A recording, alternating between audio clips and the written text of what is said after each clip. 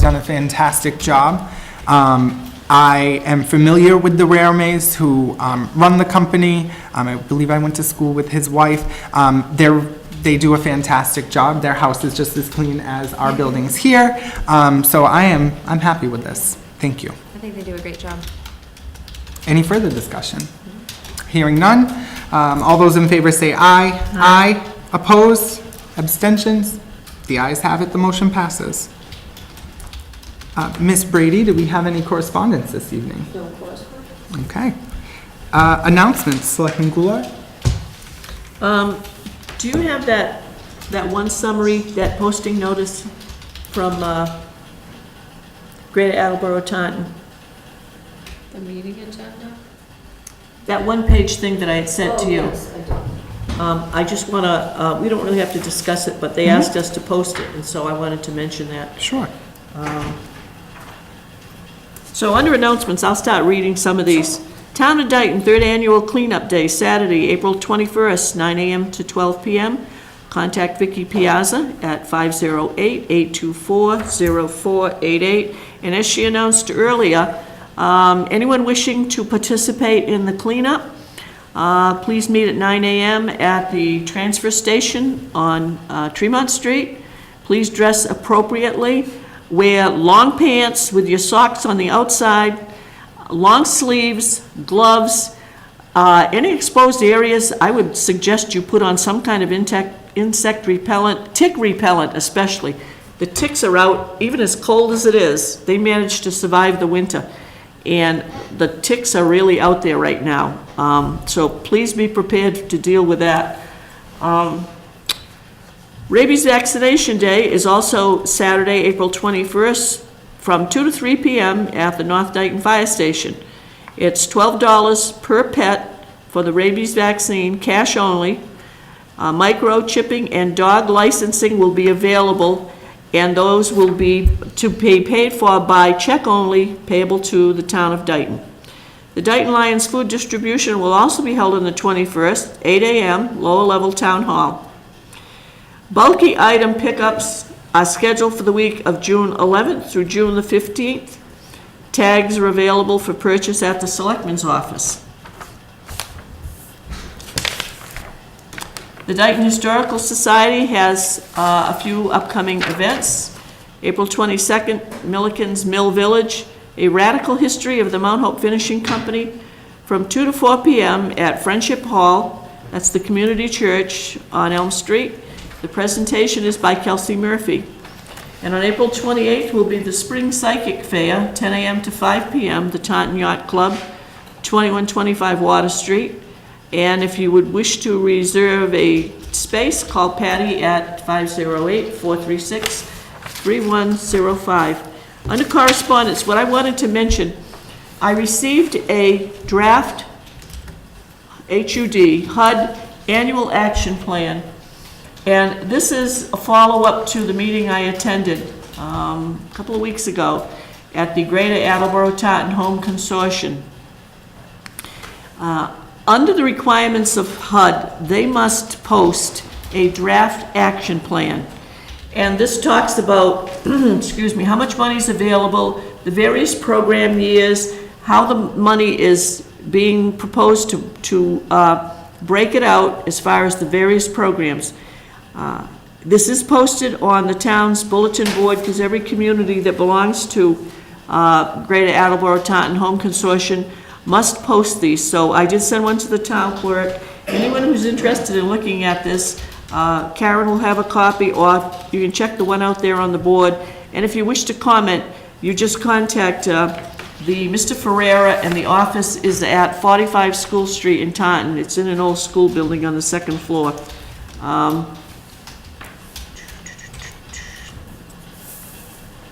So again, this is just something we have to do to meet posting requirements for HUD. Thank you, Selectman Goulart. Welcome. And now, under Selectmen's reports, I believe we have an MMA legislative update.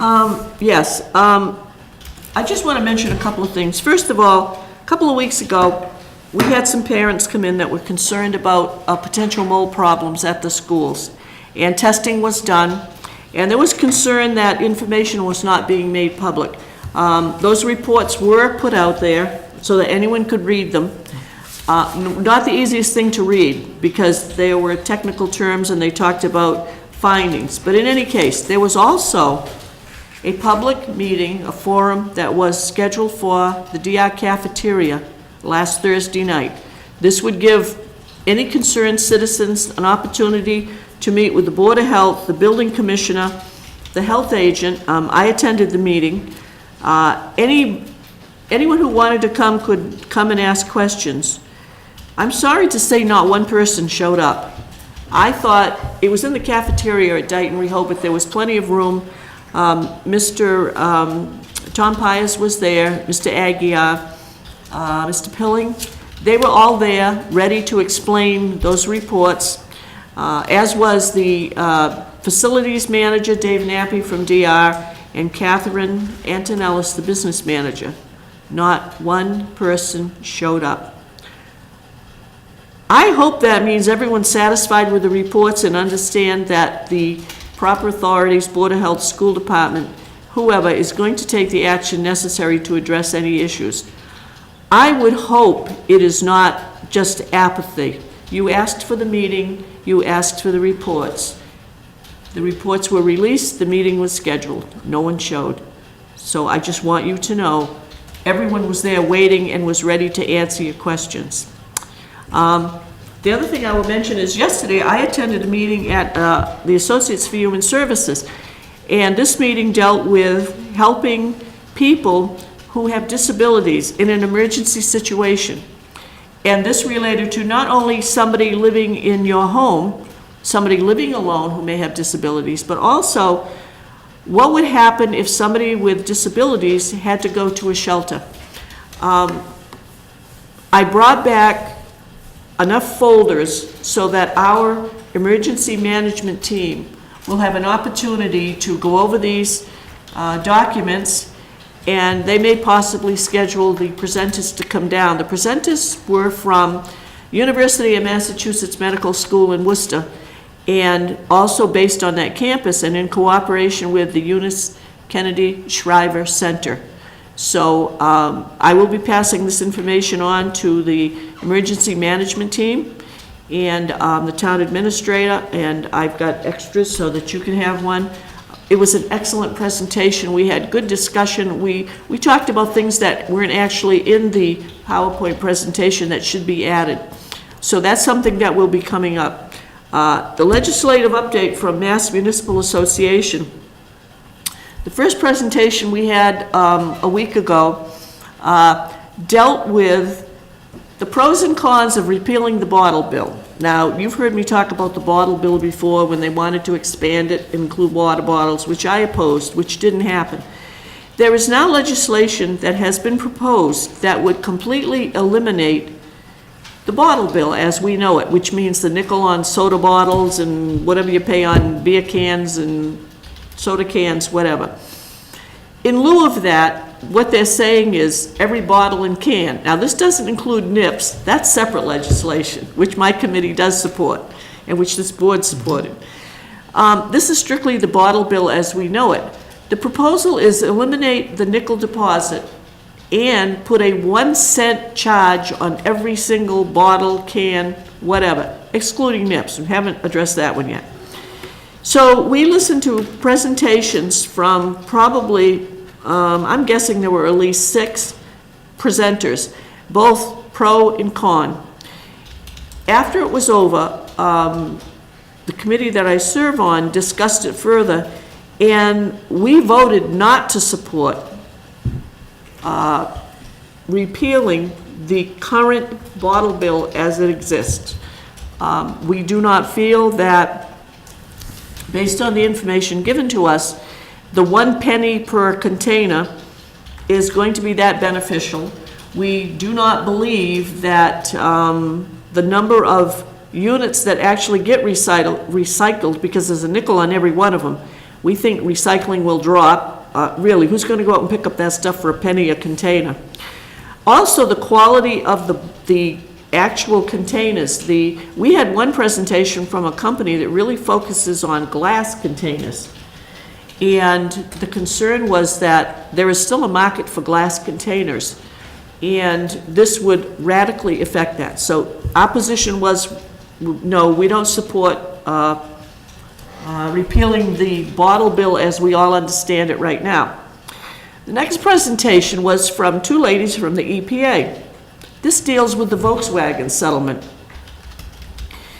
And you're probably saying, well, why did that come up? Again, the committee I serve on is Energy and the Environment. And what we know from what we've read and heard, Volkswagen was fined severely by the EPA because they had managed to add some kind of programming or adapters to their diesel engines so that when they were being tested for emissions, whatever was programmed caused the engines to work properly and pass the tests, emission tests.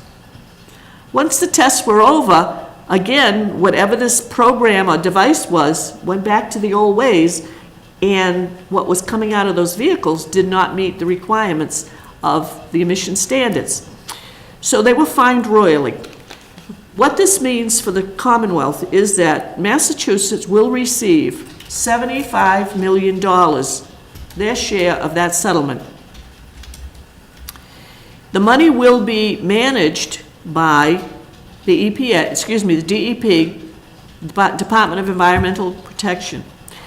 There are going to be grants available to communities to either replace a diesel engine in an existing vehicle or acquire a new vehicle that has a diesel engine that will be within the requirements of emission standards. Now, what this means is, they did mention smaller dump trucks, so there's a potential there. We may be able to benefit from that. And this is something that Mr. Ferry will be looking into, probably with Mr. Gagnon, the mechanic. One of the questions I raised was, and I asked the fire chief to look into this when he gets a chance, do ambulance come under medium-sized vehicles? There was a gentleman who's on my committee that said there are ambulances that fall into the category. So we're looking to see if there would be any kind of assistance to our town if we go out for a new ambulance, and if what is considered a medium-sized vehicle would fit the bill. So right now we're looking at several options to see if there's any way for the town of Dayton to get some of the $75 million. And there's guidelines, there's criteria, so forth and so on. But we do have diesel vehicles in our fleet. Obviously, we're not talking about big fire trucks, but there may be potential for the highway department and possibly the fire department to benefit from this. So we'll keep you appraised on that. Again, this grant came about because of that settlement, and this was the first opportunity that we had to hear this presentation. My understanding is the money is already on deposit with Wilmington Trust, and now they're working on how do we get the word out to communities so they can apply for this. So rest assured, we're hot on the trail of anything we can get from the Volkswagen settlement. The rest of it was legislative update. Again, what I said was the governor's budget. He's looking for an increase in Chapter 70, which is the aid to schools. He's looking for an increase in unrestricted local aid, which is money that comes directly to cities and towns. The special ed circuit breaker, again, that's educational, was talked about. They talked about charter schools, which that legislation doesn't affect us. But in any case, that's basically all of the things that we covered at MMA. So there's some good potential there for us. Absolutely. Thank you for sharing. You're welcome. And thank you for attending and being part of that committee. It's very, very useful for the town. Ms. Brady, do we have any acknowledgements this evening? No acknowledgements. Okay. Do we have any minutes to approve? Also no minutes. Good. This is great. Approval of warrants. Mr. Chairman, I move that warrant 42A-18 in the amount of $87,942.86 payroll, and warrant 42B-18 the amount of $143,222.49. Accounts payable be approved. I will step down and second that motion. Discussion? Hearing none. All those in favor say aye. Aye. Opposed? Abstentions? Hearing none. Motion passes. Do we have any public input? Mr. Berkman? I just had a question. Did you fill the, you were trying to get somebody from either zoning or planning to fill the separate, what's it called? Serpent. Serpent. You're looking for a volunteer, it didn't necessarily have to be planning or zoning, but you thought it might be a good idea. We discussed that tonight at our planning board meeting, and our chairman is considering it. He just wanted to find out when exactly that meeting is held. We know it's on a Wednesday. Is it Wednesday night, or is it Wednesday during the day? Chairman Benby is somewhat interested, but it would hinge on the time. We know it's a Wednesday, but we don't know what time. I'll find out the exact Okay. time commitment. And I think it was also on the ZBA's agenda also to discuss, to see if there was a member available. Well, that's good. Thank you very much, Mr. Wood. If you don't have anybody from those two, which you'd like to get them involved, obviously we have the expertise. But if I would consider being interested. You mind taking note of that, Administrator? If you can't fill it from those two bodies, which they're the experts, but I'm interested. Thank you, Mr. Berkman. I met with the town historian, Mrs. Santos, today. It's my understanding there's a vacancy on the Historical Commission. Does anyone know if that's correct? I didn't think so. Because they just I don't think- appointed. They just appointed two new, Miss Nickerson, and there was another member that was just Ken appointed. Pacheco was Mr. just Pacheco, replaced. exactly. Oh, okay. Yep. Unless Alright. someone resigned, I don't know. I couldn't remember. I know that we had made a couple of appointments and one committee got filled, and, I think it was the Land Use Committee, I think was the last one we appointed. I believe that sounds about correct. So, I wasn't sure, but I told her that I would mention it and see what I could find out. Thank you. We'll have to look into that, And but I don't think might. we've seen any resignations. There 'Cause they'd have have to been come none. before you, and I don't. Okay, all right, well, as I said, I just wanted, she mentioned it, she thought that might be one, and I said, I'm not sure, because I know we had made appointments, and, but anyhow, so, if you see this meeting, Mrs. Santos, Ken Pacheco and Miss Nickerson were appointed to the Historical Commission, I believe. So I think they've got a full committee. Anything else from the public this evening? No? Does anybody know, and we probably should check with the Board of Health and Mr. Rhines, what's the status of the request to bring the powwows back? They are, I know Parks and Rec, they're okay with it, and this gentleman needs to speak with the Board of Health. on a Okay, Mr. variety of Silva. issues. But Mr. Rhines was in this week, asking about it, and they need to speak with the So, Board of so Health. the date must be okay. Date That's is what I'm okay. wondering. Yep, So- the date's okay. okay, and clear and on their calendar, and he has indicated that to Mr. Silva. So they'll be sending us Once the something? Board of Health, once he meets and does what he needs to do with the Board of Health, they'll be back here. Okay, okay. Anything else? Public, colleagues? Before we adjourn this meeting, what I wanted to finish with was what we observed this evening, which was everybody working together. We finished the Board of Selectmen's review of the budget.